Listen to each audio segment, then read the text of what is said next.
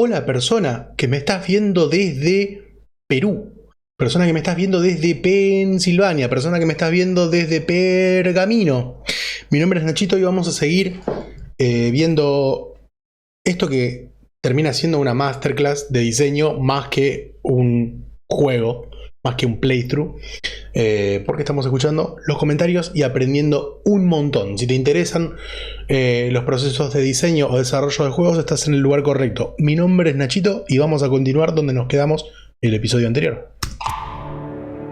Me salió mal. Tenía que apretar escape. Ok, vamos de vuelta.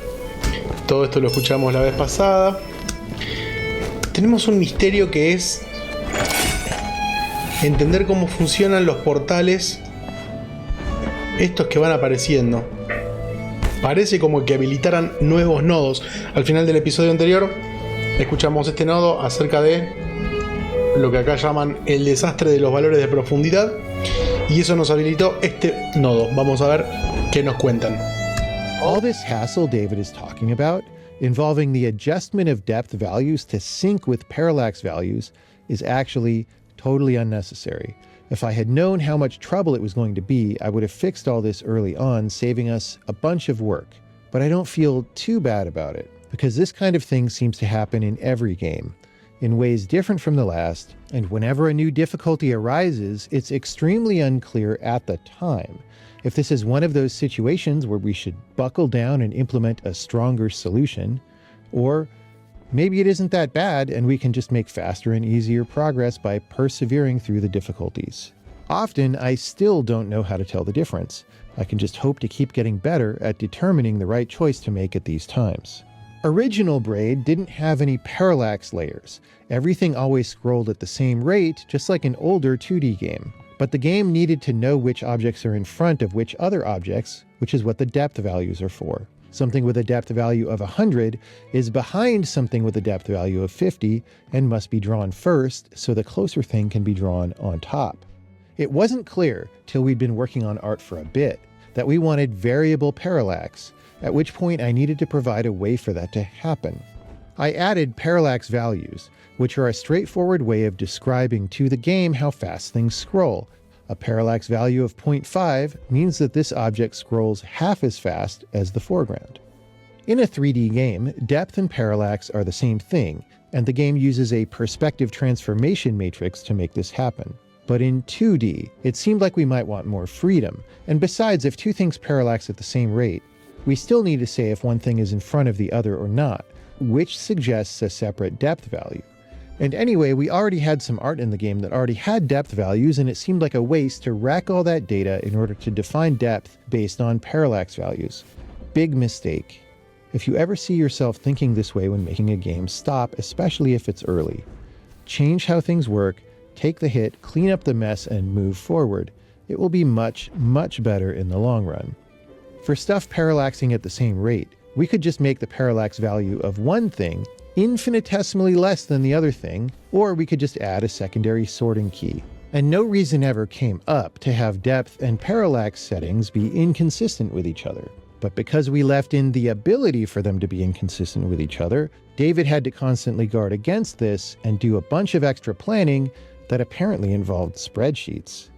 Sorry, David. My bad. Bueno, también es un arte la planificación de estas cosas. ¿Qué hago? ¿Invierto tiempo en hacer esta herramienta o realmente no vale la pena? Y no hay una solución única para eso. Sigamos. Is there more to say about why there is a puzzle actually in the world? Like, why did you want to do that? And that was just the idea that I had, right? Like, that was the, so there's the question, how do you get collectibles and make them meaningful? People probably don't think about it as a collectible, but, you know, in Braid, a different way that this happens is as you solve each world, I guess it's once you complete the actual puzzle piece, then that stairway sort of shows up and you can get up to the attic, and it's sort of like you're collecting the stairway pieces, right? But that's a way of making it matter because you can go climb on those stairs even when they're incomplete, right? And you're like, oh, I can get up 2 of them, but then this one's gone. But I see if that were in place, I could go up 2 more. And like it just, even though logically speaking, you need 5 out of 5, Right. It's just better in some way. And so with the puzzle pieces, it's like, okay, why collect puzzle pieces? 1, it like matters. 2, it could tie into the story because you have an image, right, that you're gradually revealing, and it gave pacing that you can play with. So that's why there are puzzle frames in the middle of levels often. It's to give you a break and some variety in what you're doing in the middle of the level before you go back and do like more hard puzzles. It's like, oh, I can, if I got 5 of the pieces, I could try putting them together, or I could, if they don't fit quite right, I could at least look at them and try and figure out what corner this corner is, even if it doesn't attach to something, or I can try to figure out what the scene's going to be. You have a gradual reveal of the scene that's going to be in the image. All those things are positive. And I didn't have a different idea that was better, that had as many positives. So then did you place those panels where you have to put the puzzles in locations where you thought people needed breaks, or? I think so. Also, though, like it was a general heuristic that I'm trying to give people a nice break in the middle, but it's also just a little bit intuition and a little bit trying to work with the designs of levels that I have. And like sometimes I felt a little bit stuck, like the ideal for this place for this puzzle frame would be here, but I kind of can't do that without destroying the level because it's too tight, so I have to put it on the next level, and it's not quite where I would like it to be, or whatever. There's also, this is kind of an unspoken rule in the game, but I believe you'll find it intact. They're never at the beginning of a level because you like have to get to them.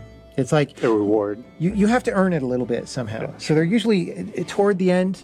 It actually would have been fun to put one at the beginning of a level, but I just never did that. The pattern breaking thing? Yeah. Yeah, okay.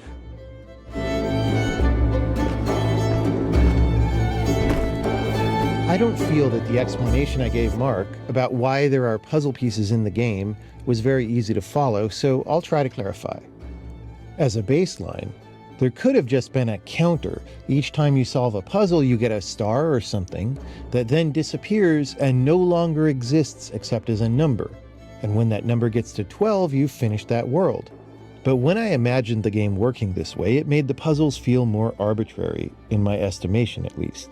I wanted puzzles to feel grounded and interesting and important, like you're working towards something other than just raising a number. Making the collectibles into puzzle pieces gives the player a new activity to do on which he can make partial progress between puzzles. And this isn't just busy work because the puzzle image communicates something. And each time the player connects another piece, he gradually figures out what the image is showing, and that's interesting. But the image isn't just random information. It refers to the subject matter in the story screens and the overall thematics of the game. So having you collect physical puzzle pieces also connects the puzzle gameplay to the story in a way it wouldn't otherwise be. The ladders to the attic are a similar idea. It could just be a number, and when the number gets to 5, you reach the end game.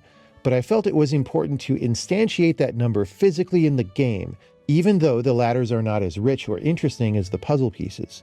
They really can't be, because there are so few. Gran decisión de diseño que aplaudo. No me gustan los números en pantalla. No me gustan los stats. Detesto los juegos que te hacen mirar números. Ok, ya tengo las 5 estrellas, puedo avanzar. No. Encontrar formas creativas de mostrar eso y atarlo al mundo. Completamente con John en esta. Vamos a escuchar esto que seguramente nos va a hablar sobre esa nube que hay ahí, que no parece pero se está moviendo muy lentamente, y eso es lo que llamamos un Easter egg, un huevo de Pascua, que es como un extra, una sorpresita para la gente que se dedica a ver, bueno, ¿qué hace eso ahí? No está pensado para que sea parte del juego principal, y está pensado para que la mayor parte de la gente lo ignore. Pero tiene una razón de ser y desbloquea un secreto. Whereas if they're a little bit different, if they're doing things that are a little bit absurd. So one of the most famous star puzzle right? That people love to complain about. I'm sure I know what this one is. It's the one where you have to ride on a cloud for an hour and a half. Actually, no, that's not correct. You have to wait for a cloud for 45 minutes to get to where you can jump on it. And then you have to ride it for another 45 minutes or so to get to the star.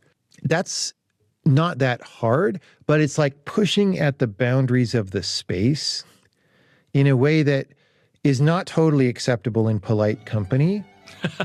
Yes. But like when you're hanging out with your buds, you can do more of that stuff, right? Sure. Ahí me acordé que, claro, la constelación que se ve al principio del juego, esas estrellas son estos coleccionables ocultos. No recordaba lo que eran, ahora me acuerdo. Tal vez al final de este playthrough los busquemos. Aunque no voy a estar 45 minutos en pantalla esperando que esa nube se mueva. Nos quedan 2 audios. So far, a lot of the upgrades have been these sort of incremental things, just kind of bringing the game up to par at 4K. But I'm very glad we found areas to really add like notable features. John had guided us away from a Star Wars special edition approach, which is to say just putting things in to have more things. We really didn't want to disrupt decisions that were good decisions that we'd made before. But thankfully, this was an area that looks kind of barren in the original version, certainly relative to its importance, which is that it's got one of these puzzle frames, and that's kind of a big deal. There's a puzzle frame in every world, so in each case, this was an opportunity to add some scenery. And here, it's just to make it more unique. Rather than having more reused flowers and things you've seen before, it's a more cultivated feeling, like a garden, like people have put care into it, which totally fits the theme of the world. A sense of optimism and upkeep and tending to the garden. And did you feel the freedom to upgrade this because it was so barren? Yeah. There are cases where I tried more aggressive redesigns. Mostly those are not in the game. And it always just felt like, I guess there's just some awareness of the audience. Like we don't want people to be disappointed or feel like now you've made an alternate version that now I don't know which one I like more kind of thing. Like we wanted to make a new version that would be easily accepted as like better for the most part. And you can always play the old one. But we didn't want to make one that just felt like a diverged so much. It was now like going to create a lot of controversy over which one was more kind of correct. I don't think I felt like too much kind of respect or kind of like deference to my old decisions, but once I got in the weeds and tried to do something different, it just felt senseless. Like it felt like things I'd done before had been done organically in a certain context, in a certain like train of thought. And it felt kind of hopeless and ridiculous to like radically reinvent stuff. Like I did a couple mock-ups of like completely changing how like the underground boss area in World 3 looks. And it's just kind of silly and pointless. 2 comentarios. Agregaron acá un árbol con una forma de corazón que me gusta, como refuerza el motivo de la trama romántica. Me da un poco de lástima la cantidad de amor que le pusieron a este remaster o a esta reedición, porque tengo entendido que comercialmente no se desempeñó tan bien como esperaban. La publicaron en un montón de plataformas, estamos viendo todo el esfuerzo que le pusieron, y no es que salieron a pérdida, pero no tuvo la aceptación que esperaban. Y eso me pone un poco triste porque el amor debe ser reconocido. This thing that we're talking about, the World 2 thing, is also the biggest mistake in the game. Ooh, but not for the reason that we're talking about. And I alluded to this before when we were talking about playtesting, right? What is the biggest mistake? The biggest mistake is the following thing. Okay. Everywhere in this game, Mm-hmm. the first time you see a puzzle, you can solve it. Okay. And Not true here. And you don't need to gain extra powers, Yep. which you do in other, like if it's Metroid, I need a thing to get up Very there. common, right? very common. And when people start the game, they don't know that it's not Metroid. Right. And so part of what the game is doing is helping you understand that it's not Metroid. Except here.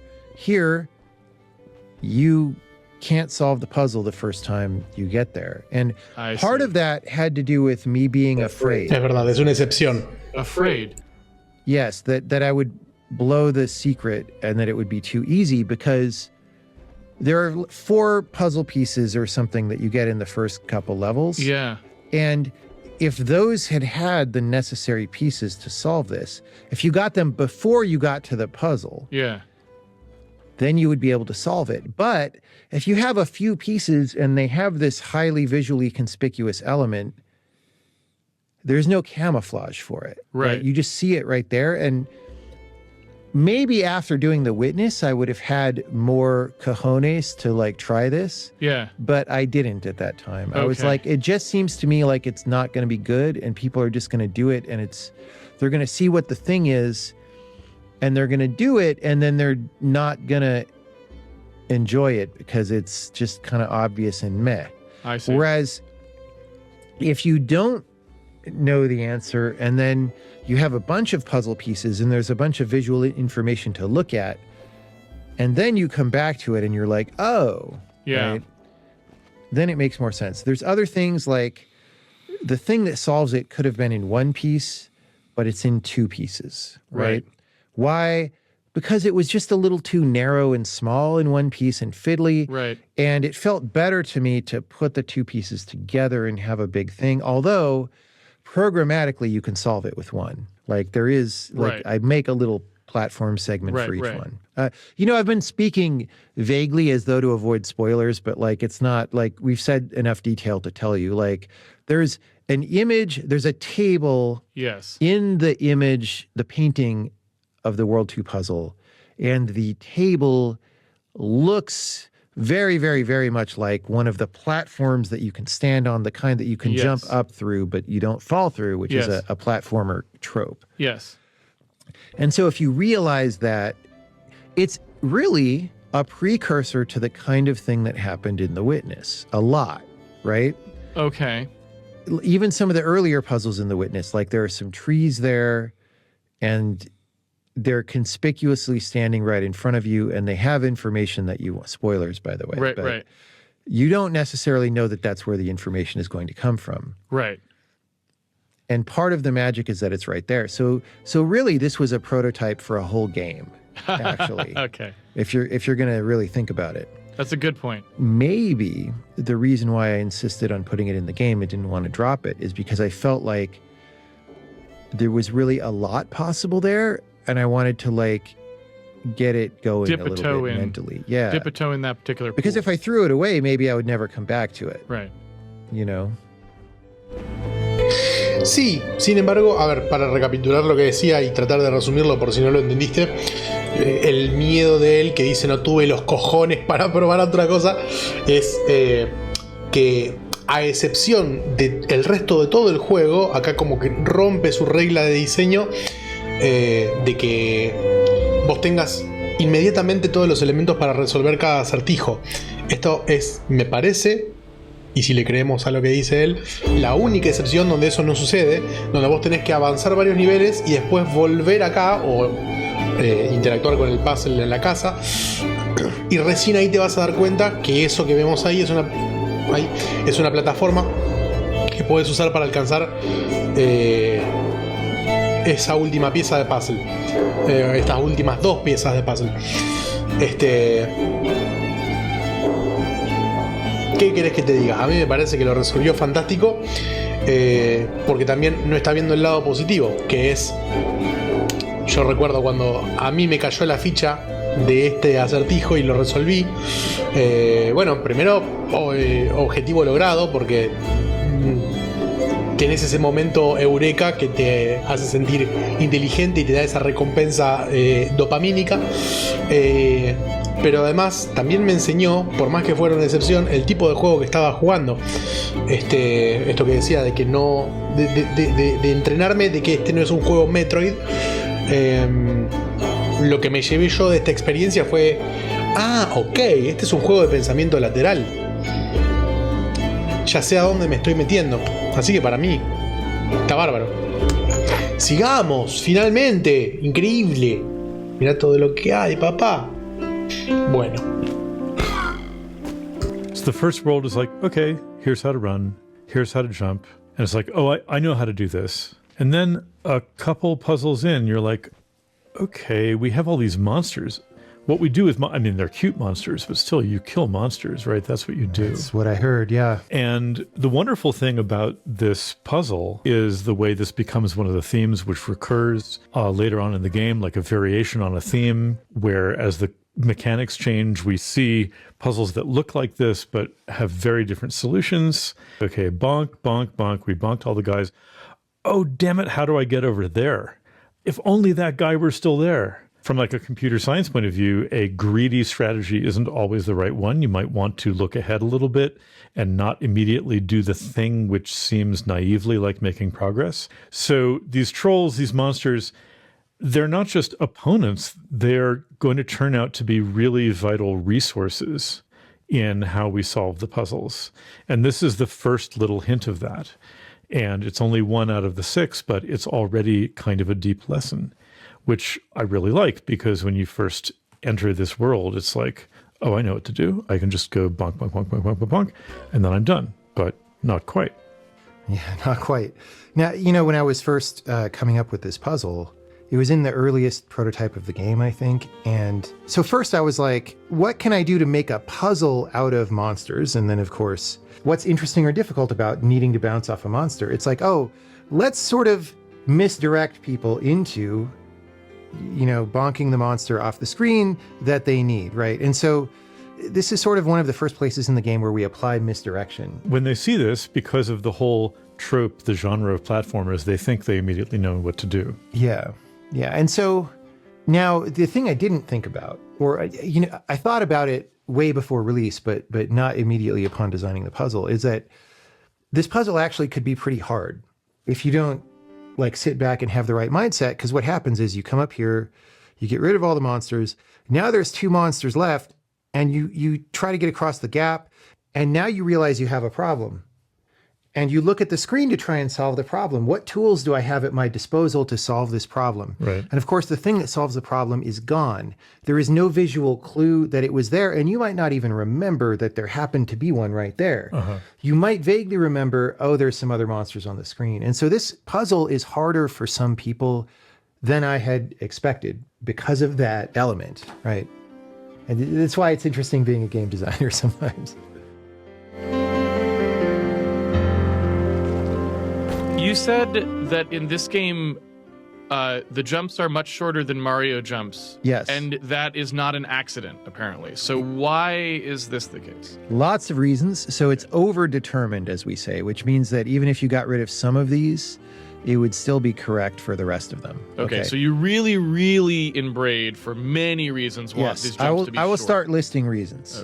Okay. As part of the framing, could you also say, how did this come about? Like, did you just throw in a value at first and then it got refined over time? Or like is there any also like procedural aspect you did not really remember? Well, so to lay down the ideas, there's this initial fundamental question. Yeah. Which is, how does jumping even work mechanically? Yeah. Do you press the button and just a jump goes? Right. Or do you hold the button and you like jump higher? Right. As long as you hold it, which is how Super Mario Brothers works, and was considered to be an innovation at that time that made it a lot more friendly and playable. Like if you go back and play like Lode Runner or whatever, I think Lode Runner had jumping, but whatever, you know, all these old platformer games that had jumping. Even Donkey Kong, I think it just goes a prescribed height. Yes. There's no, is there air control in Donkey Kong? There might not a be little. Sí, creo que en Donkey Kong, además, cuando empezás a saltar, no podés volver para atrás ni modificar la velocidad horizontal. Jumping was very limited for a long time, and so the Super Mario Brothers jump is both much more controllable, both in terms of like holding the button to control height, and air control. Yes. Right. And it's also just really big. Like it goes up a large portion of the screen. Yes. Which is good if you want to give players a lot of freedom about where to go or what to try. All these are good things. And the more control you give them over the jump, the more they have like recovery from slightly not doing the right thing, which means your levels can actually be harder and people can deal with them. Like you can throw more at them and people can deal with them. So these are all good design decisions in the context of that game. Right. Now, again, the problem is people look at that and say, oh, therefore, these are good design decisions, period. Right, right. And that is not how it works. Right. Right. So, okay, Braid, different game. Right. Firstly, I wanted the base rule set to be simple. Right. I didn't want you to be solving a lot of puzzles with the base rule set. Right. Because then we're taking up space that would be used by the time stuff or just muddying it. Like if, okay, there are a lot of things in Braid which are of the form, here's a gap that's too wide to jump. Right. Clearly you need to get across it. Right. How do you do that? Right. And that's already kind of an ambiguous situation. Like if you throw that at a player, they're going to try to jump across the gap a little bit, even if it's way too far, right? So that's problem number one. Especially if they have rewind, right? Now, if you give them a tool whereby by holding the button more or less, they can jump further or less far. No tendría sentido en este juego. Situations both harder for you to design because you have to make it so that the really far jump not only can't cross the gap, but obviously can't cross the gap because it has to be clear to people that they shouldn't be trying to do that. Right. And you're muddying the situation for the player because any situation they're in, they're like, what are the tools that I have to solve this puzzle with? And one of the tools is always going to be the jump button. And that's true in Braid too, but the jump button in Braid does one very simple, well-defined thing. And the less simple and the less well-defined it is, just the less clear in any context that it is to the player whether it's part of the right answer. That's like how you figure out puzzles is you maybe put forth propositions in some way, like maybe it's this, maybe it's that. And some of those you can discount right away. Like, oh yeah, clearly no, because I can't jump that far. And, and the less clear you make that, the harder you make the general puzzle solving process across the entire game, right? So for example, also, there's a little bit of momentum on the Braid character movement. There's some speed up and there's a much faster like slow down to stop because you don't want to feel like you're skidding on ice all the time, right? Having no momentum feels really bad. It feels like a crappy indie game, right? Having a lot of momentum, it starts to be a factor in puzzle solving. Like if I already start running before I throw the switch, I can get to the target place sooner than if I throw the switch and then start running. And that's the kind of thing, I don't want that in the solution space of this game ever. I don't want a puzzle where you solve it by already being running when you throw the switch, because that's not about time. That's about like your running mechanics, right? And so all of the design of the player mechanics was about this, right? It was about pre-curating it. Before I even know what all the puzzles are going to be exactly, it's about pre-curating it to be simple and not to cause problems. Okay, that's number one. Right. And so basically all of that stuff you just said, it's very clear. It's like, okay, in Braid, the goal is not really to replicate any of the gameplay from Super Mario Brothers. Super Mario Brothers is about doing these action puzzle sequences where giving players really interesting controls is part of creating the richness of that space. Yes. In Braid, the idea is you're supposed to be logically kind of like figuring out what is the correct sequence of events here, not sitting around spending a lot of time figuring out just how to do the air control to like go up through the thing or something like that. So these design decisions are basically have to be different in Braid because the type of thing the player is supposed to be doing is just drastically different. Yeah, and like the conceptual focus of the game is in a totally different place, right? And you need, as a designer, to be maintaining that at all times. Okay. We've now stated two constraints. We've said puzzles are about it being difficult to get to a particular place. which often, reading between the lines, this is a game with gravity and you jump and platforms. Right, and so right. usually up is hard. Right. Right? Yes. Or across to some place that is separated by something you would fall down through. Right. Okay? And we want puzzles to fit on one screen. Mm-hmm. Okay? So the height that you jump Right. determines how interesting the puzzles can be. Right. And it needs to be short enough that you can fit a puzzle of the interest level that you want, of the maximum interest level that you want, on one screen. Economía. Right? If that's not true, if you jump half the screen, then a puzzle could only ever be like 2 jumps max. Yeah, you could almost see this in something like going from Donkey Kong. I never thought of it this way, but in going from Donkey Kong to Super Mario Brothers, if you had the Super Mario Brothers jump in Donkey Kong, the entire game would take 2 jumps. You just jump to the mid-level, then you jump right to the top, right? So you can immediately see, like, the complexity that you want on one screen tells you exactly how high the jump can be, because if it's higher than that, you can't make the game. Yeah. Like, literally. Yeah. Right? Now, okay, so everything that I just said here is very particular to Braid specifically. Right.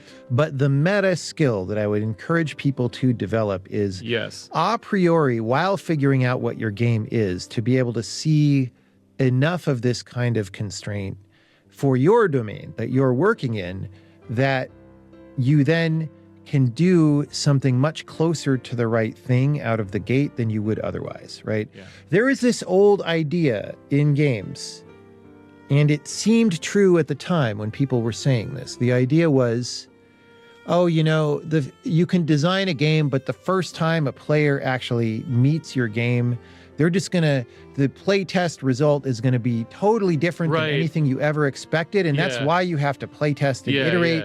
And you can't really a priori design. And that's a little bit true, but it's actually not that true. Like, if you're a good designer, you actually should kind of know what's going to happen. Idealmente. Correcto. Me gustó mucho esto que acaban de señalar. En diseño gráfico lo llamamos una grilla. Sobre todo cuando diseñás para tipografía y para impresión, pero vos tenés esto que señalaron de la altura de los saltos y qué te permite y qué no te permite, es una grilla. Tenés líneas guía y vos decís, bueno, puedo meter cierta cantidad de complejidad acá, no más y no menos. Eso, sí, no tengo mucho más que acotar. Sigamos.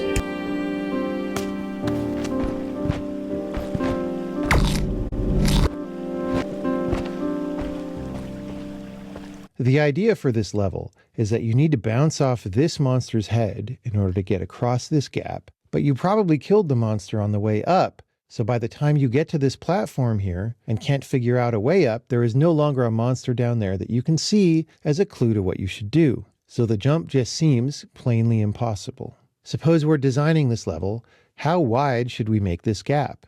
This is an important decision with lots of nuances. Obviously, the gap needs to be wider than you can get just by jumping, because if it isn't, you can just jump across so there's no puzzle. How much wider should it be? One answer is barely wider, so that it feels like you could almost jump across, but can't quite. You might imagine this to be a way of teasing the player, like, oh, you're so close. But there are problems with doing this. Firstly, as a designer, you have to always keep in mind that players don't know what you know. Comunicas mal. Always at least a little more confused about everything. When they get to a level like this, they're not even sure there is a puzzle. If you give them a jump that they could almost make, the player's confusion is not going to be, aha, I cannot make the jump. This is a puzzle where I must figure out some other way across. Much more likely, he'll think, I almost made it. Maybe I jumped too early off that platform. Maybe if I run to the very edge and jump at the very last instant, I might... O si sos yo, decís, este juego está diseñado como el orto. But the player knows his timing might still have been off, and this is an earlier level in the game, so he isn't super familiar with the timings and distances yet. So he'll try again and again, and maybe each try will take longer than you want, because even though rewind is in the game, it is quite common for people missing this jump to run all the way back to the left, climb the ladder, run to the right, and try again, because they aren't used to using rewind to correct non-deadly mistakes. So there would be some tedious attempts and then the player is getting frustrated before starting to take seriously that there may be some other way to do it, and this starts things off on the wrong foot emotionally. Instead of a narrow gap, you might go for a super wide gap. Make the gap the maximum length you could travel by bouncing off the monster's head. You might think this would be good, because upon first sight, the player knows he just isn't going to jump that gap normally. Or even if he makes one jump attempt, that is certainly enough. He didn't come anywhere close to making it. So he won't have this frustrating experience of trying repeatedly that we just described. But maybe too much certainty is bad. There's not a whole lot you can do in this game, so maybe we're making the puzzle too obvious if the player knows on first sight he absolutely cannot jump that gap. Maybe the wide gap will attract so much attention that he will see the problem earlier, maybe much earlier, before he kills the important monster. But a bigger problem with a maximum wide gap is execution skill. Ignoring any idea of trying to get up to the ledge, it's already a bit hard just to jump down and hit the moving monster below. If the gap is extremely wide, you would need to perform that bounce when the monster is at exactly the maximal extent of your jump, which greatly limits the range of situations in which you can be successful, and timing must be very, very precise. You'd end up in a situation where a lot of players might be trying the right solution, but still miss the jump by quite a lot. What happens then? Remember, the player always knows much less than you do.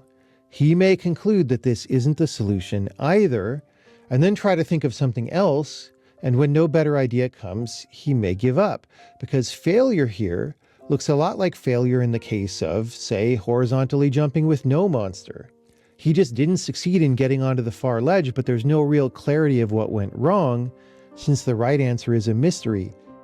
Even if the player doesn't discount this solution, you've still made success in the puzzle highly contingent upon mastery of running and jumping, and tedious use of rewind to try again and again. And is this really what the game is about? What experience do you really want players to have? At the start of development, I didn't have a clear picture of all this, but as I worked on levels, I formulated clearly the idea that I want puzzles to be solvable mainly by understanding the core idea, with execution being relatively easy once you had that idea. And once you have the idea, you should know that the idea is right and not be confused about it. This is easier said than done. Because the game is based on action mechanics, sometimes it is hard to tune things to meet this ideal. But I tried, and this puzzle is one example. I sized this platform wide enough that you clearly can't make it in one jump, but close enough that very sloppy execution of a monster bounce is good enough. But this gap being on the shorter side of the spectrum between the two possibilities, I do think sometimes players jump repeatedly to try and cross it because it is not so wide as to dispel all doubt immediately. So maybe it should have been a little bit wider.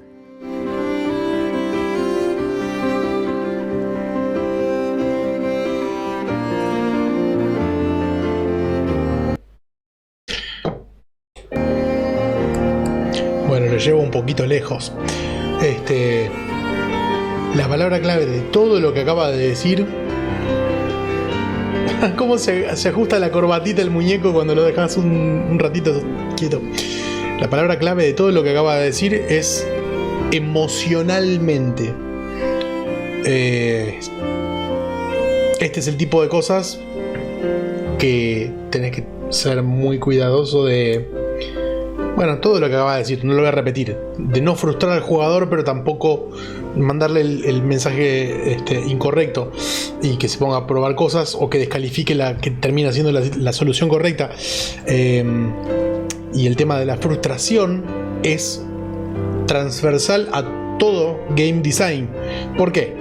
Porque los juegos, un componente indisociable de diseñar juegos es la resistencia, la fricción, la dificultad.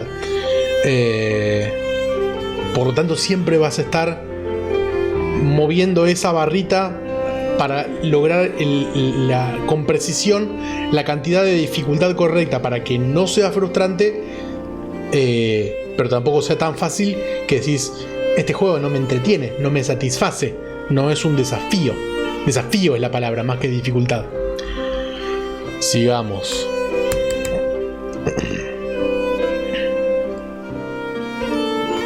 I like how the background now is like a single painting. That's something I got to do a few places. Usually we're trying to build things out of smaller multi-purpose parts, but here that whole background cliff is like a single painting. So I guess in the SD version, those pieces are actually foreground pieces that are just tinted towards the background, which means they have the wrong detail density. Background stuff is supposed to be rougher with bigger brush strokes. So we were able to correct that.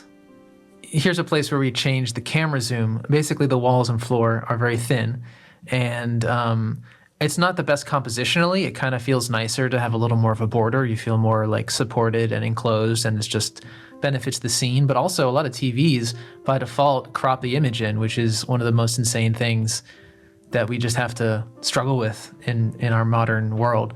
So yeah, a lot of people will probably play this and like not even see much of the walls or floor, which is crazy. So those are combined reasons for changing the zoom level. Also, please appreciate how every monster icon up in the top HUD is uniquely drawn, as are the X's that cover them as you murder them. Really? Wow. You're crazy. John told me to do that. Overkill total. So one of the things about the game, we've already said, we want it to feel kind of painterly, kind of analog, expressive. It's not a bunch of tiles. And Right. there are places in the game where you would normally, traditionally, just splat out a bitmap a bunch of times, aside from map tiles. So for example, 2-3 is the monster hunt level, where there's like a HUD on top that says hunt, and there's icons of monsters, and you jump on one and it crosses it out. Most games of that time and earlier, there would just be like a monster HUD bitmap and an X bitmap, and you just draw those. Yes. And in fact, if you look closely at that level, all of the 6 monster icons are different, Okay. and all of the X's are different. Okay. Why? Because it feels a little bit better and it's more in the spirit of the game, right? Okay. And so that is the kind of thing that I was doing and wanted to I do, see. right?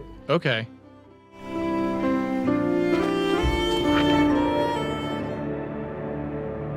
Me parece que estos portales te llevan tal vez a comentarios relacionados a lo que acaban de decir. En este caso es saltar 6 niveles para adelante, así que no. Último comentario de este nivel. Sí, señor. Qué chabón, lo hizo dibujar el mismo sprite 6 veces. Qué tarado. Sí, es verdad, está más... coincide con la filosofía del juego, que sea pictórico. No sería muy pictórico que se repita la misma X 6 veces, pero viejo. Qué chabón. On these hunt levels, having a HUD like this is just the kind of weird idea that could happen when you're sitting down to make a game and don't know what it is yet. What are some fun things I could do in a game with rewind? Well, what if there are some monsters and you have to kill all of them for some reason to unlock a gate, and then this is challenging in some way and you can rewind when you get it wrong? At the time this idea was formed, there was not that much else in the game yet, but as I continued designing, I found I was able to generate a lot of interesting situations just using the rules of time behavior with the basic objects in the game, like the monster, the claw, and so forth. And that's good, because introducing special objectives like hunt that don't have anything to do with the way time behaves is pretty messy design-wise, because why add more ideas than you need? And it dilutes the strength of the game. Because if the game is supposed to be about manipulating time, what are all these ideas that are not really about time at all? I gravitated toward the cleaner, better kind of design as I proceeded, and the game became clearly structured as a set of worlds where rules are consistent across each world. So, whereas these hunt levels seemed fine in the beginning, in the final game, they're pretty weird. If I had been exercising a great deal of design discipline, I might have removed the hunt levels completely. But I didn't, because I like them, and I like the little spark of random creativity that they represented. Also, the reprise of Hunt in World 4 brings an elaboration that is really unique and interesting, and is very much about the rules of time, which makes it a great contribution to the core of the game. I think it is one of the best levels in the game. If I had never come up with the World 4 Hunt idea, and it had just been the World 2 version, I would have been much more likely to cut it from the game, but the full set of level and reprise was just too good. But I did take steps to further integrate the monster hunting and make it seem less arbitrary. In early versions of the game, there was just the HUD with no gate or puzzle piece, and when you hunted down all the monsters, it would just let you go to the next level. But to make the activity seem more like something happening in the world that's consistent with the rest of the game, and not just a constraint imposed by some immaterial HUD, I made a type of gate that was activated by monsters instead of keys, and the monsters are drawn on the gate too and get crossed off every time you kill them. Once this was in, it was kind of redundant to show the monster tally both on the gate and the HUD, but the gate is pretty small, so it helps to have the HUD remain as a bigger display that's easier to read. And also, yeah, I still like this idea of having a weird, quirky, mission-based HUD popping up. I didn't want to get rid of it. It was charming. Even though the gate kind of integrates the monster hunting idea with the world, from a game design standpoint, it is still weird to have a specific kind of gate that only shows up in one level. It's even weirder than having the HUD. At least the lair levels also have a HUD, but no other level in the game has a monster counting gate. If I were to redesign this level to try to be more consistent with the rest of the game, I would maybe just give each monster a key and there would be 6 gates at the top of the level and you have to open them all. They would be normal gates, not weird monster counting gates. This would avoid any necessity to have to count monsters in an artificial way, but it is likely to make the World 4 reprise messier and ruin the unrewindable key surprise in Fickle Companion, so ultimately I decided not to do this, even as a gameplay experiment in the Anniversary Edition. A multi-key version of this level would open up the question of what happens when you try to carry more than one key, which otherwise did not come up until much later in the final game.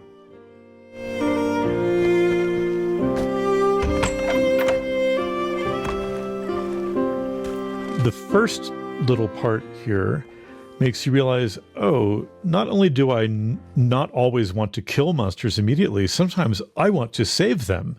And I want to get them from one place to another because I need them in some other place to do something for me. You know, to let me jump off them there or pick up a key or something. And so that's really interesting. Of course, we got this whole platform dynamic. So this part on the left-hand side was a later addition, right? Mm-hmm. And it came from wanting the level to have a little more meat to it and not just have this 1 or 2 puzzles, right?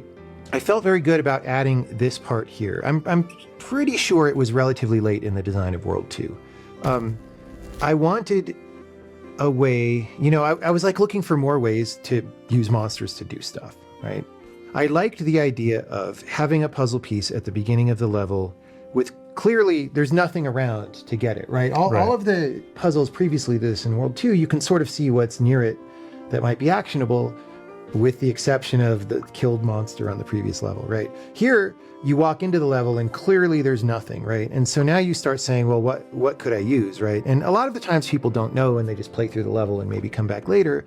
But if you're kind of intrepid in your approach to this and you're really looking, you're like, oh, there's a monster there.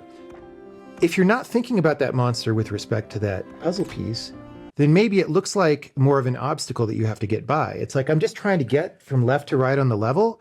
I'm going to ride a platform, right? And, oh, I have to dodge a monster. And, oh, I got the timing good. So I got over the cannon before the cannon fired. Right. And you think now I'm smart. That was the goal. Yeah. And maybe you forget about the puzzle piece even, right? And so this is a thing that I've learned to do sometimes as a designer, although it also can be bad, which I'll get to in a second. But, you know, this platform and this lever seem like the next thing for you to do. They have an obvious use. The obvious use isn't really that interesting, but it's plausible, right? And especially if you're early in the game, you don't have super high... I'm still learning to run and jump here. Yeah, it's plausible, but really this is an important puzzle element because you need to use a platform to get the piece on the left. And if there weren't a plausible excuse for why you would use this, then it's obviously part of the solution to the puzzle, right? But here it's a little bit hidden in plain sight by the fact that, well, look, obviously it's a little bit of an action platformer thing. to time it right and ride across Right. the rest of the level. And that's something that I like to do when I can do it. Now, the downside of that approach is that sometimes in the quest to make excuses for things to be there, you can add a little too much and a level can get a little heavy and contrived. And maybe that even happens sometimes in Braid. It's something that I got more of a sense for in The Witness and in the new game. Yeah, I felt good about myself as a designer when I made this puzzle. It's one of my happier memories from the game. In contrast to downstream, Lullaby set sounded somewhat dull with a slightly pressing mid-range. This was solved by way of EQ, valve distortion, and adding a bit of hardware spring reverb to add brilliance. For consistency, the same mountain-like echo used in downstream was added to the overall mix. We didn't have stems for this track, which wasn't a big issue since it's only playing in World 2, where we wanted to stay close to the original. Then in the next part of this, it gets really profound about the timing. At first, rewind is just a way to not die, right? Yeah. It's just, oh, good, I don't have a limited number of lives. I get to try this again. But then you realize, oh my gosh, if I can do that, what else can I do? And in this level, there's this jump that it looks like, oh, geez, how am I ever going to get this? I have to time this perfectly. And then you realize, well, but with the help of rewind, I can do this fine control of my timing. I can adjust by a fraction of a second without having to just try to do that in my head. I can almost measure it with the help of rewind and make sure that I'm there at exactly the right time. And of course, this plays out a lot later on in the game. You're using time as a resource to control your motions. Originally, it was pretty hard to hit this kind of timing because there was no visual signal, right? So the cannons in the game, if you look at the cannon that's there now, right, there's a barrel piece and then there's a wooden mount piece with a little image of the monster on it so that if somehow time is stopped, or you could have levels where cannons shoot everything they're going to shoot and the monsters are somewhere else and you could look at it and remember. It probably doesn't help that much, but we thought it was a good idea to put in there. But then there's also the fuse, which is the most important thing here, right? Because the fuse helps you judge the timing, because you can say something like, I'm going to jump when the fuse is at this point. Right. Oh, that was too early, right? So let me wait a little bit more. So you have that visual cue. Yeah. Now, the problem is, and it's not that big of a problem, right? But games are often not perfect, right? And here I always have to contend with the fact that I'm doing puzzles, but it's also a platformer. And, if you're going to try the jump again, are you standing in the same place, right? If there's a little bit of acceleration on the run, did you jump super early or later, right? How far toward the ledge did you go? And all of these things also affect the jump. Although right? the collision mechanics with the monsters is pretty forgiving, I think. I mean, Yeah. you have a window there. Yeah, but I mean, just, even when I go back and play this level, it's not totally easy for me. Like, it takes Absolutely. a few tries, right? It takes a few tries. Yeah. But there's a kind of shift of perspective. I mean, of course, lots of gamers are very happy to take many, many tries on a boss level or whatever, or some complicated run. But the rewind sort of changes your perspective a little bit on that. Like, now your multiple tries are, they're not failures. It feels more like this is how you play the game, because you can go back in time, you can rewind, time can branch in various ways. And this is kind of the part of the game where we first start to get that. Rewind was the way that I mapped bi-directional arrow of time into a concrete feature that I could type, right? So let's type the feature in, let's make it work. And it wasn't that hard, given what I had, right? I don't remember exactly how long it took, but way less than the week. Right. So then I had that and I was playing around with it. And, there isn't that much you can do with that aside from, isn't it cool? That's right? why I was interested in how you get over this initial hump, right? Well, there's a simple answer to that. But before that, right away I was thinking about this problem of okay, it's interesting in the way that had been discussed on the mailing list, but you could, the initial implementation of just rewind, like you can imagine what that would be if I said Mario with rewind. It's Right. like, all right, Yep. cool. Now, there's a fundamental shift, though, that already was in place before I even decided the rewind, which is that it's not that it's a game with technical features. Right. It's that it's a game about how those features change the gameplay. Like that was part of the Calvino-Lightman ethic Right. that I had going in. And so the initial problem is like, okay, I have this technical feature. I have implemented it. It is rewind. Yes. How can the game be about rewind? Right.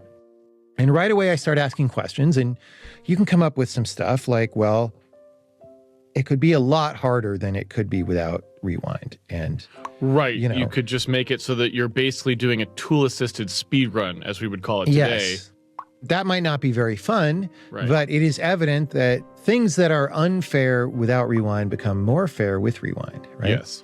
What else can you do? You could go forward into somewhere very dangerous that you would regret going and get information that you Right. wouldn't have earlier in the game, Right. right?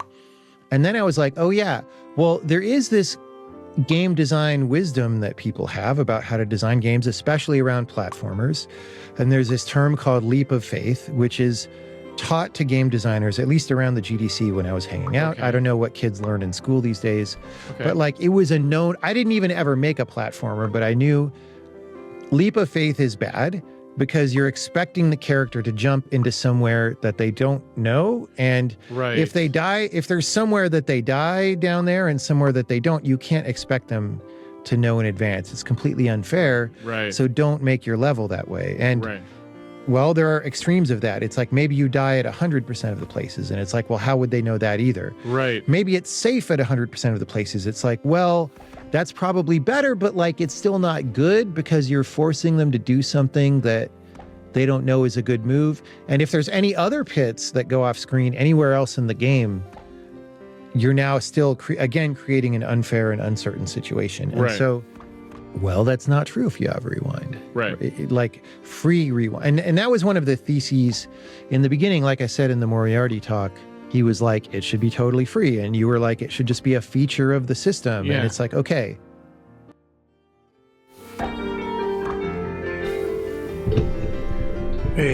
Algo de esto me preguntaba al final de mi último playthrough, que fue del Outer Wilds. Te lo recomiendo, está en mi canal de YouTube.